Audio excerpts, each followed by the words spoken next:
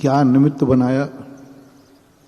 एक साथ कटनी से बहोरी बंद बुलाया, पहले बहोरी बंद से गोसलपुर बुलाया, और गोसलपुर से यहां से भी मैंने बहुत सारे रास्ते देखे। तारादेवी से सीधा झलौन होके था,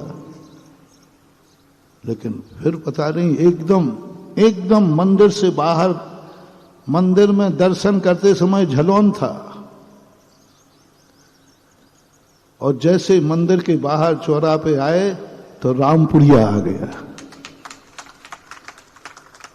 अब मैं पूरे रास्ते में सोच रहा हूं कि आखिर इस बार क्या है। फिर मैंने सोचा कि शायद आचार्य श्री ऊपर से गड़बड़ कर रहे होंगे, क्योंकि उनका फेवरेट स्थान है केसली। क्योंकि ऐसे विपरीत परिस्थितियों में यहां पंच कल्याणक हुआ था। वो उस समय के समय एक अद्भुत आश्चर्य हुआ था। गाय और शेर एक घाट पर पानी पिया था केसली में। संकेत समझ गए होंगे, समझदार हो पुराने लोग।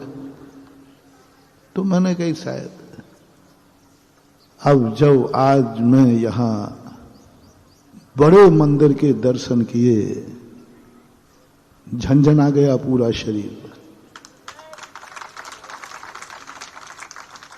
ऐसी स्थिति, ऐसा आकर्षण। अब पता चला कि बार बार तुम्हें कौन भिड़ रहा था, वो थे केसली के आदिनाथ भगवान। तुम्हारी औकात नहीं थी जो मुझे मोड़ दे, ध्यान रखना। केसली वालों में इतनी दम नहीं है कि मेरे इच्छा के विरुद्ध मुझे मोड़ दे। सुन रहे हो ना? केसली वाले तो ऐसे सैकड़ों आ जाएं तो हमें तो जहां जाना है वहीं जाएंगे, तुम मोड़ने वाले इतनी दम भी नहीं है। लेकिन आज जैसे ही भगवान को छुआ तो हमारी सारी की सारी जो अंदर की एनर्जी थी वो ऐसे समर्पित हुई। आज तक मैंने गांव के मंदिरों की सारी मूर्तियों को टेस्ट किया, लेकिन जो एनर्जी केसरी के आदिनाथ भगवान में है वो दुर्लभ है। तीर्थों की बात नहीं कह रहा, तीर्थ क्षेत्रों में तो पावरफुल है, लेकिन किसी गांव की मूर्ति में एनर्जी हो, गांव की मूर्ति में इतना पावर हो, ये पहली बार केसरी के आदिनाथ बाबा में देखा। गांव का तीर्थ नहीं है ये। तीर्थ क्षेत्रों पर तो हमने बहुत देखा, तीर्थ क्षेत्रों की एनर्जी तो हमने बहुत देखी, लेकिन गांव की प्राय ज्यादा नहीं मिलती। 30-40 हजार की यूनिट की एनर्जी होती है, लेकिन गांव में, एक छोटे से गांव में, छोटे से स्थान में इतना पावरफुल, उस समय तो मैं जानता नहीं था और उपयोग भी नहीं था। लेकिन इस बार तो मैं केसली में घुसते घुसते कह रहा हूं, मैं इसको तो खोज के रहूंगा कि किसने मेरे कदम लौटाए। रास्ते में भी, कल रात में भी सोचा मैंने कि सबसे पहले तो केसली में यही खोजूंगा। जैसे ही बड़े बाबा के चरणों में मस्तक रखा, स्पर्श किया, तो बाबा ने कह दिया, बेटा तुझे कौन मोड़ सकता है मेरे अलावा। या तो तेरे गुरु थे वो मोड़ सकते थे, या तेरे देवता हैं वो मोड़ सकते हैं। मैंने मोड़ा है। आदिनाथ ने स्पष्ट कहा, मैंने बोला है, और मैंने इस बार समाज के लिए कहा, कुछ भी हो जाए, कितना भी वो ठुकराए, उसका पीछा मत छोड़ना। कितने भी विघ्न आए, कितना भी असंतोष करे, कितना भी रोके कोई किसी कारणों से, तुम पीछा मत छोड़ना। एक दिन तुम्हारी मेहनत सफल हो जाएगी। ये सारा वार्तालाप मेरा अभी 2 मिनट के अंदर भगवान आदिनाथ से हुआ वो बता रहा हूं।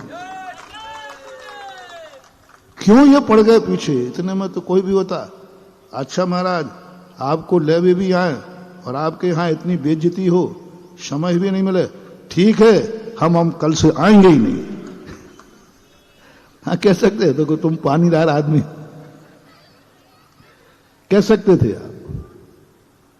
कितनी बार होगा महाराज को तवज्जो, क्या बोल रहे, तवज्जो ही नहीं दे रहे महाराज। लेकिन आदिनाथ भगवान ने कहा बेटा मैंने इस बार पूरी ताकत लगाई है तुझे यहां लाने के लिए, क्योंकि मुझे कोई पहचान नहीं पा रहा है। हीरा कंकड़ों में पड़ा रहता है, वो कंकड़ों में गिना जाता है, लेकिन वही हीरा जौहरी के हाथ में आ जाए तो वो अनमोल हो जाता है। आज वह अनमोल निधि, आज अनमोल शक्ति आदिनाथ। और अब मैं जितना थका था सारी थकान दूर हो गई। जितना तुम पर रुष्ट हो रहा था वह सब अब वरदान में बदल गया। आज केसरी वालों के लिए बहुत बहुत शुक्रिया गुजार, जो मुझे जैसे बना तैसे आज इस महाशक्ति से मिला दिया, आज उन महाशक्ति का दर्शन करा दिया। आज उसका दर्शन करके मैं धन्य हो गया। पहली बात हो रहा है, दुनिया हमारे पहुंचने के बाद, पहुंचते ही समाज धन्य हो जाती है। सुन रहे हो ना? सही है। हमारे पहुंचने के बाद आप लोग धन्य होते हो कि नहीं होते? पहली बार है जिस नगर में पहुंचने पर मैं धन्य हो गया। समाज तो धन्य होती है, साधु पहुंचेगा तो समाज तो धन्य होना स्वाभाविक है, होती ही है कि अभाग्य है। लेकिन किसी नगर में जाकर के किसी इष्ट देवता के दर्शन पाकर साधु के मन में ये भाव आ जाए कि मैं धन्य हो गया, ऐसी अलौकिक मूर्ति का दर्शन करके ये क्षण दुर्लभ होते हैं। इस मूर्ति में इतनी ताकत है कि ये मंदिर नहीं एक तीर्थ बना सकती है।